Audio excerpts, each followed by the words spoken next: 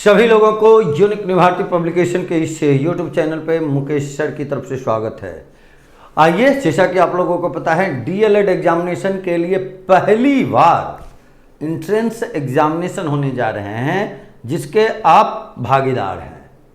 और निश्चित रूप से मैंने पिछले दिनों भी बताया था कि जो बुक का डिस्कशन चल रहा है, जो बुक आपके पास उपलब्ध हैं, वो सफिशिएंट होगा आपकी तैयारी कराने के लिए। जैसा कि आप लोगों को पता है, मैथमेटिक्स के डिस्कशन क्लास में आपको देता हूं और मैथमेटिक्स पेपर से आपको 30 क्वेश्चन पूछे जाएंगे। और आपको पिछले क्लास में भी मैंने बताया था कि टोटल आपके 150 क्वेश्चन होंगे, 150 क्वेश्चन होंगे, जिसमें 30 क्वेश्चन मैथमेटिक्स का होगा और उस 30 क्वेश्चन का ही डिस्कशन में आपको कराता हूं। बाकी और सब्जेक्ट भी आप को डिस्कशन क्लास के रूप में उपलब्ध है, वो भी आप देखते ही होंगे, उससे भी आप सीखते ही होंगे। तो आइए हम लोग काम का शुरुआत करें। प्रत्येक क्वेश्चन जो आपका है वो 3 नंबर का है और यदि आप क्वेश्चन गलत बनाते हैं, अगर आप क्वेश्चन गलत बनाते हैं तो एक क्वेश्चन के लिए 1 नंबर काटा जाएगा, एक क्वेश्चन के लिए 3 नंबर दिया जाएगा और अगर गलत होता है तो 1 नंबर एक्स्ट्रा आपसे काट लिया जाएगा। चलिए, ये तो नेगेटिव मार्किंग की बात थी। अब हम लोग क्वेश्चन की बात करें। आ जाओ बाबू, पहला क्वेश्चन देखो क्या लिख रहा है हम लोगों को।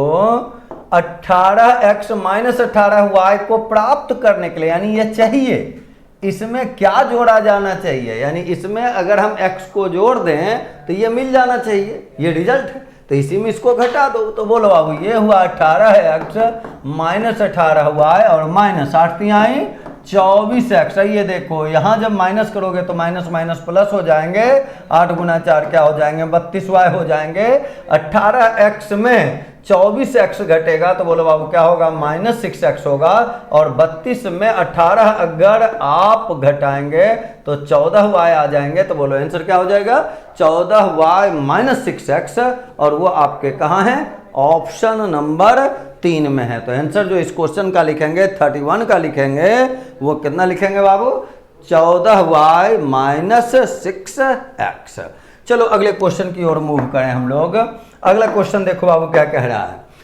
एक खुदरा व्यापारी अपने माल के चिन्हित कीमत पर 32% की छूट प्रदान करता है और इस तरह लागत मूल्य पर माल बेचता है। तो चिन्हित मूल्य क्या था, ये आपको देना है। तो अब आ जाओ, चिन्हित कीमत पर वो क्या करता है, 32% की छूट प्रदान करता है और इस तरह लागत मूल्य पर माल बेचता है।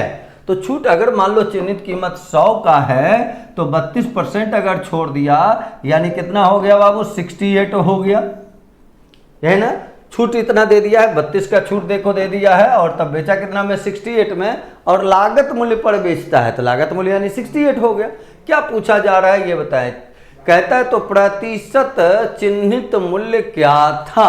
आपको ये निकालना है कि ये जो चिन्हित मूल्य है वो लागत मूल्य का या क्रय मूल्य का, जो भी आप कहें, क्रय मूल्य कह दें, लागत मूल्य कहें, जो भी कहें, उसका कितना % था।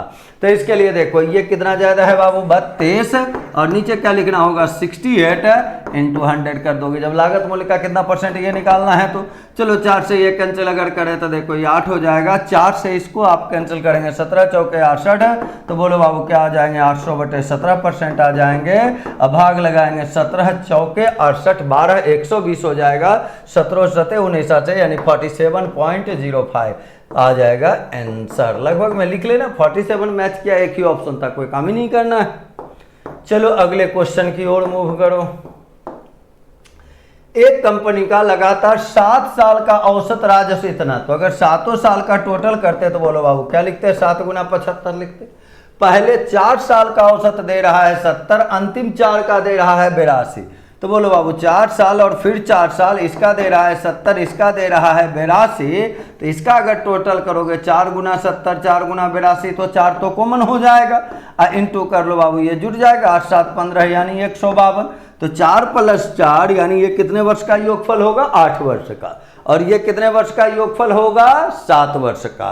तो इसमें घटा देंगे तो चौथे जो बीच में आ रहा था उसका आ जाएगा कि उसका क्या हो जाएगा, राजस्व। तो बोलो बाबू 4 गुना 2 की 8, 15 चौके 60, माइनस करोगे 7 × 5 = 35 -3 49 और 3 कितने हो जाएंगे, 52। घटा दोगे तो ये 3 आ जाएगा, 10 में 2 घटेगा तो 8 हो जाएगा। कितना आया? 83 लाख आया। अब आ जाओ, और क्या कह रहा है?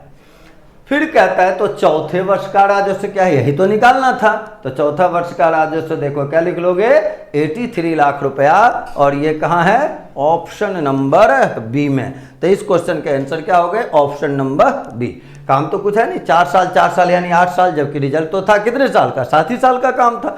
तो 8 साल के योगफल में 7 साल का योगफल घटा दिए, तो चौथा जो ओवरलैप किया, ये देखो इधर से जा रहे थे 4, इधर से जा रहे थे 4, ये चौथा ईयर वाला ओवरलैप किया, तो उसका आंसर आ गया।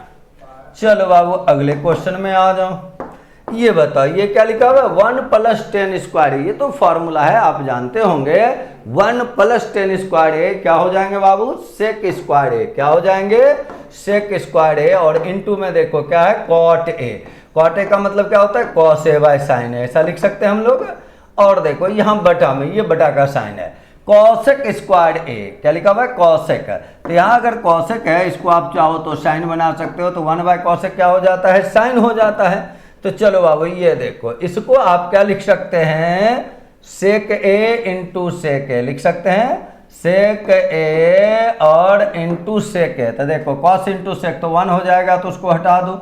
और बटे में यहाँ देखो बाबू क्या है? साइन ए है। और इसको जब आप पलटेंगे तो बोलो 1/कॉसेक क्या हो जाएगा? यहाँ साइन स्क्वायर ए हो जाएगा। तो इस साइन से ये स्क्वायर कट जाएगा, तो क्या आ गया है आपका? सेक का मतलब बोलो बाबू कॉस हो जाता है, 1/कॉस होता है, तो cosine A by cos A. Sin A by cos A का तो फॉर्मूला याद है ना, क्या होता है? tan a होता है। तो आंसर क्या लिखेंगे? ऑप्शन नंबर बी, यानी कितना हो जाएगा? tan a। फॉर्मूला बस आपको ध्यान में रखना है, याद रखना है। 1 + 10 स्क्वायर ए क्या होता है? सेक स्क्वायर ए होता है। अब बाकी तो जोड़ घटा गुना भाग करना था। चलो अगले क्वेश्चन की ओर। एक मिस्त्री दीवार को 70 घंटे में बनाता है, 7 घंटे बाद वह विराम लेता है, तो दीवार का कितना भाग अभी भी बनाना बाकी है? तो 70 घंटा में बना सकता है, 7 घंटा बनाया, तो बोलो कितना भाग बनाया? 7/70 यानी 1/10 बनाया है। कितना भाग बाकी रहा? तो 1 - 1/10 कर लोगे बाबू, 9/10 आ जाएगा। पॉइंट के रूप में 0.9 लिखोगे, जो कहाँ है? ऑप्शन नंबर ए में। कितना तो आसान काम है। चलो अगला। इतने घंटों में इतने किलोमीटर की दूरी, मीटर पर सेकेंड निकालना है, तो किलोमीटर पर आवर में निकालते हैं तो 216/3.2। केवल आपको ध्यान रखना है, किलोमीटर पर आवर को मीटर पर सेकेंड बदलने के लिए 5/18 से गुना करते हैं। किससे गुना करते हैं बाबू? 5/18 से गुना करते हैं। चलो 18 से ये कैंसिल करें, पहले एक बार में 36 हो जाएगा, तो 2 बार में। यहाँ तक क्लियर है? चलो पॉइंट अगर है तो इसको देखो ऐसे कर लो बाबू, ये तो पता ही है। बोलो 8 से कैंसिल करोगे तो ये 4 बार में, 8 से ये कितने बार में? 15 बार में। बताओ 15 × 5 क्या हो जाएगा? 75 बटे में करोगे 4, आंसर आ गया 18.75 मीटर पर सेकेंड। और यहाँ मेन टेक्निक क्या था? किलोमीटर पर आवर को मीटर पर सेकेंड बदलने के लिए 5/18 से गुना करते हैं। चलो अगले क्वेश्चन में चलें। कौन सी संख्या 99 से विभाज्य? 99 से वो सारा संख्या कटता है जो कटता है 9 से भी और कटता है 11 से भी, वो कटेगा 99 से। 9 का नियम क्या है बाबू? अंकों का योगफल 9 से कटना चाहिए। ये देखो 5 7 12 7 19 1 20 7 27, तो ये 9 से कट गया। चलो उसी प्रकार देखो 5 7 12 6 18 2 20 7 27, ये भी कट जाएगा। 5 5 10 1 11 में 6 17 2 19, ये 9 से नहीं कटेगा। इसको जोड़ो बाबू, 2 8 10 9 19 6 25 5 30, ये भी 9 से नहीं कटेगा। अब 11 से चेक कर लो। 11 का नियम क्या है? अल्टरनेट के डिजिट सम का डिफरेंस कटना चाहिए ये 11 से, या फिर 0 या 11 आना चाहिए। ये देखो 7 7 14 5 19 आया। देखो बाबू 7 1 8, इसको घटा दो, 9 में 8 घटाओगे 1, ये देखो ये कितना आ गया? 11। अगर ये डिफरेंस 11 आ जाए या 0 आ जाए या 22 आ जाए या 33 आ जाए, यानी आपको 11 का मल्टीपल आ जाए, तब वो संख्या 11 से पूरा पूरा कैंसिल हो जाता है। तो ये संख्या 11 से भी कटा, 9 से भी कटा, इसका मतलब वो 99 से भी कट जाएगा। तो आंसर क्या लिख लिए थे? Option number A. चलो यहाँ क्या कहा, किसी मूलधन पर यदि 2 वर्षों का साधारण ब्याज इतना और चक्रवृद्धि ब्याज इतना, तो ब्याज दर निकालना है। बोलो बाबू 2 साल में इतना अगर आया तो 1 साल का ब्याज कितना होगा? 700। साधारण ब्याज प्रत्येक ईयर बराबर 2 साल में 1400 जमा हुआ तो 1 साल में 700। ये बताओ, ये 1400, ये 1449 हो गया, तो बढ़ा कितना? 49। यही ओरिजिनल में आपका क्या है? इंटरेस्ट है, ब्याज है। किसका? 700 का। पहले साल के ब्याज पर जो ब्याज लेते हैं उसी के कारण आपका क्या होता है? सीआई बढ़ जाता है। तो सीआई बढ़ा 49, तो वो ब्याज हो गया। किसका ब्याज हुआ? 700 का। तो रेट का फॉर्मूला बाबू ब्याज गुना 100 बटे मूलधन। इस 49 के लिए मूलधन का काम 700 करेगा, टाइम कितना? 1। ये आ जाओ, देखो 0 0 कट गया, 7 से इसको काटोगे 7 बार में, आंसर देखो हो गया 7%। कितना तो आसान क्वेश्चन है। चलो अगले क्वेश्चन की ओर आ जाए। क्या कह रहा है? एक आर्मी की भर्ती प्रक्रिया में चयनित और अचयनित का अनुपात 3:1 था। यदि 80 कम नहीं, ये बोलो, ये 3 है चयन वाला और अचयन वाला 1 है, तो बोलो टोटल कितना? 4 हो जाएगा। मान लो हम ऐसा ले लिए, ये 3x और ये 4x, ये चयनित था 3x और पास और फेल का हो, पास वाला 3x, फेल वाला x लिए, तो टोटल 4x। क्या कहता है? अब देखो, यदि 80 कम ने आवेदन किया होता तो 80 घटा दो यहाँ, ऐसा हो गया। और 40 कम चयनित होते, तभी 3x हो रहा था, तो 40 कम कर दो बाबू। अगर ऐसा होता तो चयनित और अचयनित का अनुपात 4 और 1, तो चयनित के लिए 4 है। यहाँ देखो बाबू, अचयनित निकालने के लिए घटा के निकाल सकते हो, लेकिन टोटल ही निकाल लो। ये 4 और 1 जोड़ेंगे तो कितना? 5 हो जाएगा। तो 4 5 का रेशियो कर लो। चलो बाबू क्रॉस मल्टीप्लाई करो। बोलो यहाँ से फटाफट बताओ, 20x और माइनस में कितने हो जाएंगे? 400। बराबर में बाबू क्या लिख लोगे? 12x और माइनस में कितना? 160।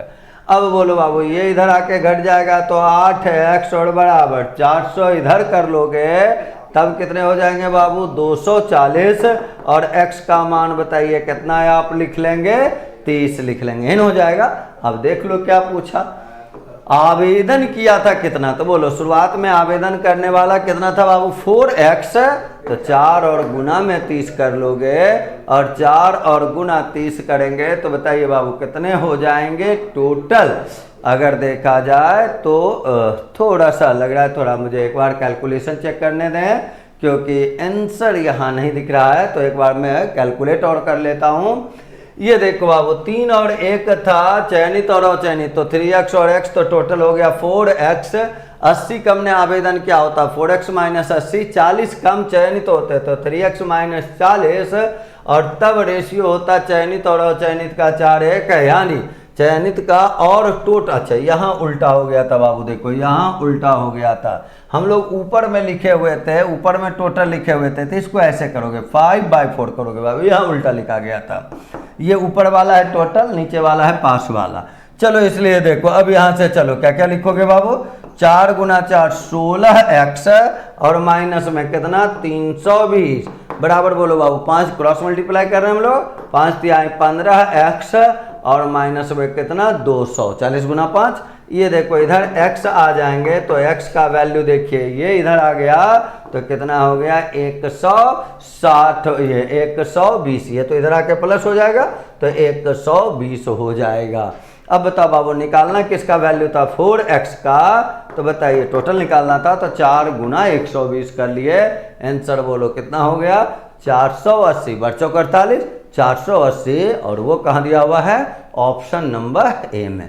तो थोड़ा सावधानी भी रखना है, ये टोटल था ऊपर और पास वाला नीचे, तो यहाँ भी ऊपर रखेंगे टोटल। तो ये देखो टोटल कहाँ से आया? 4 और 1 कितना लिए थे? 5, तो इसलिए ऊपर में 5 लिखा गया, और पास वाला कितना है? 4, तो नीचे क्या लिखा गया? 4 लिख लिया गया। चलिए अगले क्वेश्चन में आ जाए। ये देखो अगला क्वेश्चन बाबू, इतना और एक समीकरण ऐसा दिया हुआ है, तो यहाँ से कर लो बाबू। ये देखो 4 दूनी 8x और प्लस में 12, 4 तिहाई 12 ग्रेटर देन, यहाँ क्या लिखा हुआ है 5 माइनस एक्स। और दूसरा देखो यहाँ क्या है 5x और माइनस, यहाँ क्या लिखोगे बाबू 3 दूनी 6x और plus 21 greater than 3x minus 1 है। तो बोलिए इस x को इधर ले आएंगे तो 9x ग्रेटर देन इधर जाएगा तो क्या लिखाएगा -7 लिखा जाएगा, है ना। इक्वेट करना है, इनइक्वलिटी का क्वेश्चन है तो एक साइड करें, 9x ग्रेटर देन होना चाहिए -7। यहाँ आ जाओ बाबू, इस 3 को इधर करोगे तो -3x हो जाएगा, तो -9 और +5 यानी -4x, और ये भी इधर जाके माइनस हो जाएगा। तो बोलिए बाबू कितने होंगे -22 हो जाएंगे। तो x ग्रेटर, यहाँ माइनस और माइनस तो कैंसिल हो गया, और x के बदले अगर देखें तो क्या लिखाएगा 22/4 लिखा जाएगा, 22/4 लिखा जाएगा, या 22/4 आप लिखो, जैसा भी लिखो, या ऐसे ही रहने दे सकते हो कि 4x जो है माइनस माइनस को केवल हटा के ऐसा भी लिख सकते हो 4x ग्रेटर देन 22। अब आपको क्या करना है, x का कोई भी वैल्यू ऐसा यहाँ डाल देना है जिससे ये समीकरण सेटिस्फाइड हो जाना चाहिए। दोनों समीकरण, ये फर्स्ट है ये सेकंड है, सेटिस्फाइड हो जाना चाहिए। जैसे देखो अगर 6 रखते हैं तो 9 6 के 54, ये तो -7 से बड़ा हो गया। तो इसमें अगर देखो अगर ये लेते हैं तो ये -9 होगा, ये छोटा होगा, तो ये तो आंसर हो नहीं सकता है। चलो ये 5 रखते हैं तो बोलो 9 5 45, तो वो तो हो जाएगा, लेकिन 6 माइनस से रखोगे तो फिर ये निगेटिव वाला तो आंसर होगा नहीं। चलो अब यहाँ से आ जाओ, अगर 6 लिए तो और 5 लिए, दोनों में ये सेटिस्फाइड हो गया। लेकिन बताओ अगर यहाँ 6 लेंगे तो 6 गुना 4 करोगे तो 24, तो ये -24 आएगा, और ये ग्रेटर देन -22, तो ये तो गलत हो जाएगा, यानी ये भी गलत हो गया। आंसर क्या लिख लोगे बाबू, ऑप्शन नंबर सी, यानी ऑप्शन डाल के चेक कर लेना है। जो दोनों समीकरण को सेटिस्फाइड कर दिया वही आपके आंसर हो गए। चलो आ जाओ ये क्वेश्चन में देखो, ये तो आप जानते हो x केवल निकालना है, इसको इधर कर दोगे तो 2x बराबर 40 हो गया, x बराबर 20 हो गया, 20 यहाँ डाल दोगे, 2 गुना 20 40, -11 कर लोगे, और 40 में 11 घटाओगे कितने हो जाएंगे 29 हो जाएंगे, तो आंसर हो गया 29। चलो अगले क्वेश्चन की ओर मूव करते हैं। किसका मूल बराबर है, मूल किसका बराबर होता है जिसमें b² - 4ac बराबर 0 होता है, यानी b² बराबर 4ac जिसका हो जाएगा उस समीकरण के मूल आपस में क्या हो जाएंगे, बराबर हो जाएंगे। तो केवल जितना भी समीकरण दिया हुआ है उसको वहाँ फटाफट वैल्यू सेट करो और आंसर निकालो बाबू। ये देखो b² तो ये कितना हो जाएगा 36, माइनस है तो उसका स्क्वायर भी तो प्लस ही, और उसके बाद बोलो बाबू 3 गुना 2 6 गुना 4 करोगे 24, तो ये बराबर नहीं हुआ, तो ये आंसर नहीं होगा। इसमें चलो बाबू 8 का स्क्वायर बताओ कितना होगा 64, 4ac 4 गुना 1 गुना 8 करोगे कितना 32, तो ये भी आंसर नहीं हुआ। इसमें आ जाओ बाबू 6 का स्क्वायर 36, 3 तिहाई 9 और गुना 4 करोगे तो 36, आंसर बताओ क्या लिख लेना है, ऑप्शन नंबर बी, b² बराबर है। अगर 4ac है तो वो समीकरण का मूल आपस में बराबर हो जाएगा, और ऐसा कौन सा समीकरण देखे हम लोग, ऑप्शन नंबर बी। तो बस ये याद रखना है, उसी के अनुसार काम करना है।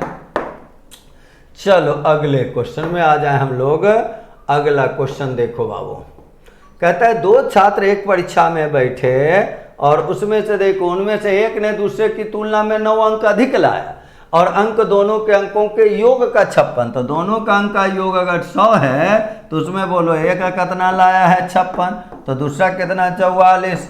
बोलो बाबू अगर आप चाहो तो रेशियो यहाँ से निकाल सकते हो, 100 में 56 घटा 44 आया था, 4 से काटोगे ये 11 बार में और ये 14 बार में। अब आ जाओ डिफरेंस देखो कितना था 9 दिया हुआ, अब रेशियो का बंटवारा कर लो, ये 9 जब डिफरेंस है तो भाग दोगे 14 और 11 का डिफरेंस कितना 3 से। बताओ क्या पूछ रहा है, उन दोनों के कितने अंक, दोनों का अंक निकालना है। तो पहला का अंक निकालने के लिए 14 से गुना, तो बोलो बाबू 14 42।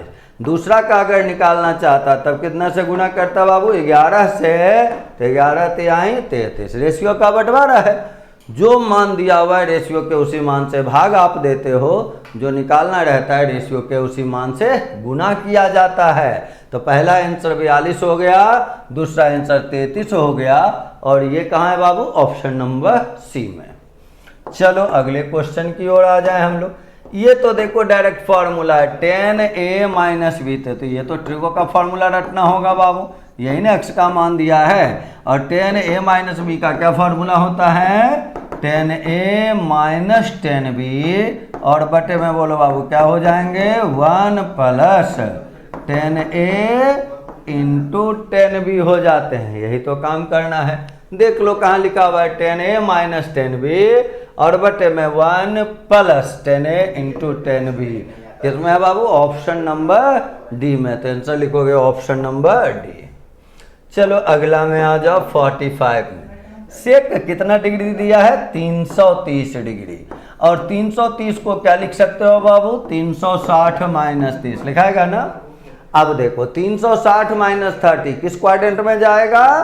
फोर्थ क्वाड्रेंट में। ये देखो यहाँ 360 होता है, 0 डिग्री भी है और 360 भी, तो इससे 30 कम रहेगा, वही यहाँ जाएगा। कौन सा क्वाड्रेंट है ये?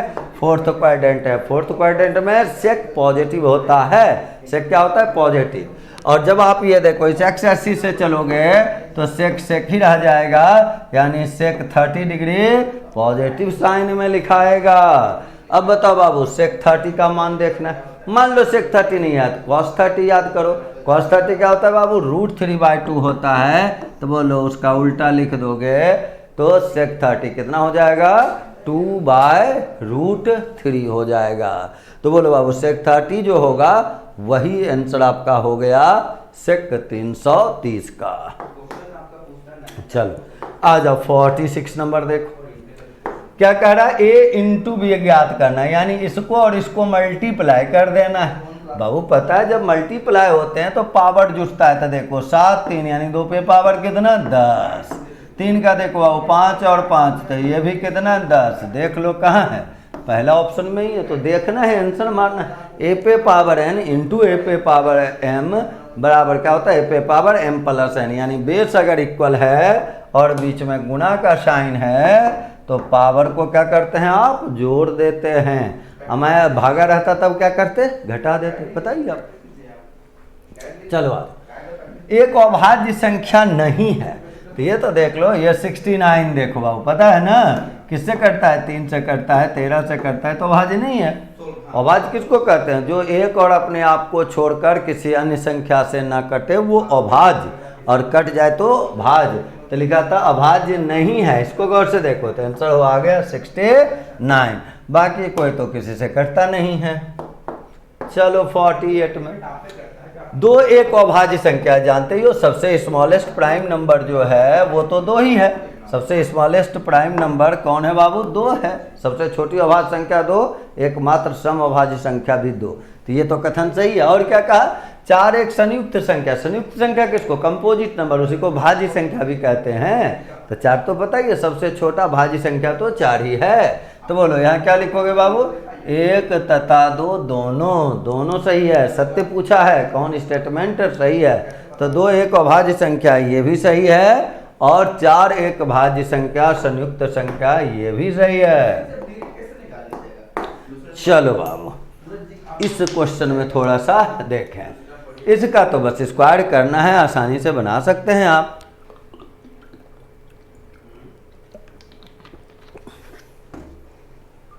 आइए यहां से देखें। 0.2 का स्क्वायर बोलो बाबू। 2 का स्क्वायर तो 4 है, 1 अंक है तो यहाँ 2 अंक यही ना आएगा। बोलो बाबू यहाँ क्या लिखोगे? 2 अंक, बस डेसिमल देखना है। 2 अंक है तो यहाँ 4 अंक हो जाएगा। और यहाँ बोलो बाबू 3 अंक है तो यहाँ 6 अंक हो जाएगा डेसिमल के बाद। तो 4 5 0 लगाओगे, 2 का स्क्वायर तो 4, ये ना।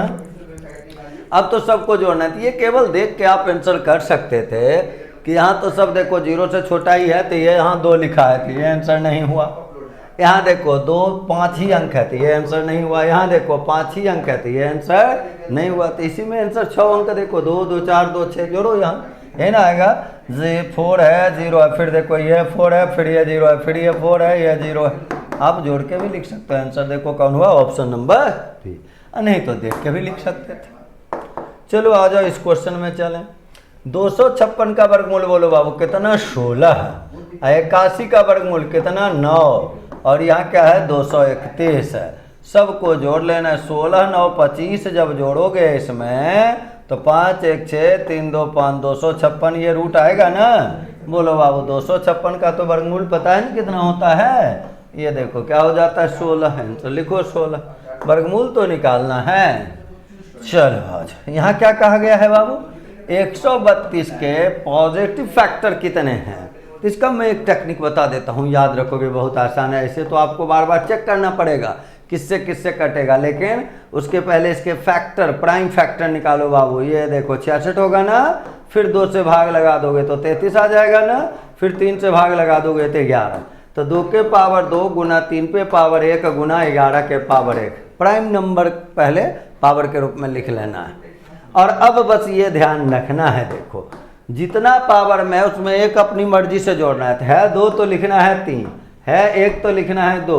यहाँ भी देखो यहाँ 1 है, यहाँ क्या है 1 है, तो यहाँ भी क्या लिख देना है, 2 ही लिख देना है और सबको मल्टीप्लाई कर लेना है। बोलो बाबू 3 दूनी 6 दूनी 12, आंसर क्या लिख लोगे, 12 है, यानी option number B. Prime factor में बदलना है, पावर में 1 अपनी मर्जी से जोड़ना है। मैं 1-2 बार और बोल रहा हूँ, पावर में 1 अपनी मर्जी से जोड़ना है और गुना कर देना है।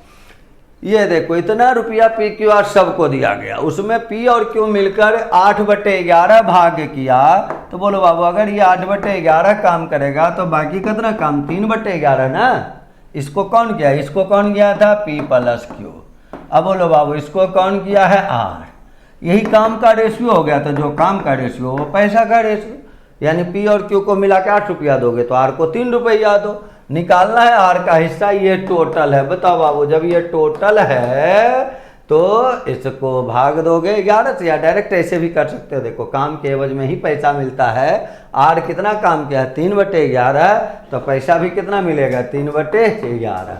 काटो इसको, 11 × 5 = 55, ये 5000 गुना में 3 कर लोगे, क्या आंसर हो गए, 15,000। और 15,000 कहाँ है, ऑप्शन नंबर सी में है। चलो बाबू और ये देखो, इसको कहता है 2 पाइप ए तथा बी एक टंकी को 100 मिनट और 120 मिनट में भर सकता है और ये 200 मिनट में खाली कर सकता है। यदि तीनों पाइप एक साथ खोल दिया तो टंकी भरने में कितना टाइम लगेगा। और आ जाइए यहाँ देखिए, ये कितना 100 है, ये 120 है और ये 200 है। तो बोलो बाबू एलसीएम कितना हो गया, 600 ना। तो ये देखो ये प्रति मिनट कितना 6 लीटर पानी डालता है और ये प्रति मिनट 5 लीटर पानी डालता है। और ये देखो 3 लीटर क्या करता है, निकाल लेता है। तो बताओ बाबू 6, 5, 11 में 3 घटा दो तो कितना 8 लीटर जमा होगा प्रति मिनट। अब पानी जमा करना है 600 लीटर वाला, टंकी तो तुम्हारा 600 लीटर वाला है, तो 600 में 8 से भागा दे दोगे, 8 × 7 = 56 और 8 × 5 = 40। देखो आंसर निकल गया कितना, ऑप्शन नंबर से, यानी 75 मिनट। क्लियर है बाबू, कहीं कोई तरह का समस्या नहीं होगा अभी तक में। चलो अगले क्वेश्चन में आ जाए, क्या कह रहा है देखो, समचतुर्भुज जिसका भुजा दे दिया। समचतुर्भुज किसको कहते हैं बाबू, जिसकी सभी भुजा बराबर होता है, विकर्ण एक दूसरे को 90 पर काटता है। चलो यहाँ से देखो ये 90 है, तो भुजा दे दिया है 5 और एक विकर्ण 8। तो देखो ये समद्विभाजित, तो विकर्ण का आधा करो बाबू, ये विकर्ण का आधा कितना होगा, 4 होगा। अब बताओ यहाँ 90 है, ये 5 है और ये 4 है, तो ये तो निकालोगे 3 आ जाएगा। तो बोलो दूसरा विकर्ण करोगे तो दूसरा विकर्ण कितने का हो जाएगा, 6 का। फॉर्मूला बोलो बाबू, एरिया निकालना है। फॉर्मूला क्या होता है, 1/2 × d1 × d2। d1 का मतलब पहला विकर्ण और d2 का मतलब दूसरा विकर्ण। तो एक विकर्ण आपने 6 निकाला, दूसरा विकर्ण तो क्वेश्चन में ही दे रखा था। तो बोलो बाबू 8 × 3 = 24। कहाँ है 24, देखो तो बाबू ऑप्शन नंबर बी में। क्लियर है। तो एरिया का फॉर्मूला, समचतुर्भुज में एरिया का फॉर्मूला क्या होता है बाबू, 1/2 × विकर्णों के गुणनफल। चलो आ जाए हम अमन किसी एक वस्तु को 30% की छूट पर खरीदता है, उसे परम को 40% के लाभ पर बेच देता है। तो अंकित मूल्य तथा जिस मूल्य पर परम ने वस्तु खरीदा है उसके बीच का रेशियो चाहिए। तो ये आ जाओ, अंकित मूल्य सपोज करो 100 है ना, अंकित मूल्य हो गया। अब बताओ, तो अमन जब खरीदने गया तो 30% छूट यानी 70 में खरीद लिया, और परम को बेचा 40% के लाभ पे यानी 140/100 कर दोगे बाबू, तो बोलो 14 सते 98, 98 में परम खरीदा। और अंकित मूल्य देखो कितना है 100, तो यहाँ 100 अनुपात 98 करोगे, और तब इसको 2 से काट के क्या लिखोगे बाबू, 50 और 49। कहाँ लिखा हुआ है, ऑप्शन नंबर डी में। कितना तो आसान चीज़, देखो गणित होता है, आप देख के फटाफट डाटा को आंसर लिख सकते हो। खास करके आपके एग्जामिनेशन में तो स्टैंडर्ड थोड़े से हल्के ही होते हैं, तो आप सभी लोगों को 30 में 30 क्वेश्चन बनाना है, सभी लोगों को 30 में 30 ही बना देना है, एक भी मत छोड़ना बाबू। आप लोग कोई भी शब्द बनाओगे सही बनाओगे, गलत मत बना लेना, नहीं तो पता चला कि जो नंबर आया था उसमें भी पर क्वेश्चन 1 नंबर कट गया। नेगेटिव मार्किंग आपका 1/3 है, तो 3 क्वेश्चन अगर आप सही बनाओगे और 1 क्वेश्चन गलत बना दोगे तो सब बराबर हो जाएंगे। आ जाओ, देखो यहाँ से, एक वस्तु का अंकित मूल्य 6500 रुपया है तथा 20% की छूट पर उपलब्ध है। दुकानदार ग्राहक को एक अतिरिक्त छूट देता है और वस्तु को इतना में बेच देता है। दूसरी बार छूट दी गई, अंकित मूल्य कितना था बाबू, 6500, छूट दे रहा था 20% यानी 80/100, और एक अतिरिक्त छूट देता है, इसको मान लो x। तो अगर x मान लोगे बाबू छूट, तो जैसे 100 में 20 घटा के 80 लिखाते हैं, 100 माइनस x लिखते बटे में 100, और तब विक्रय मूल्य दे रहा है 4160।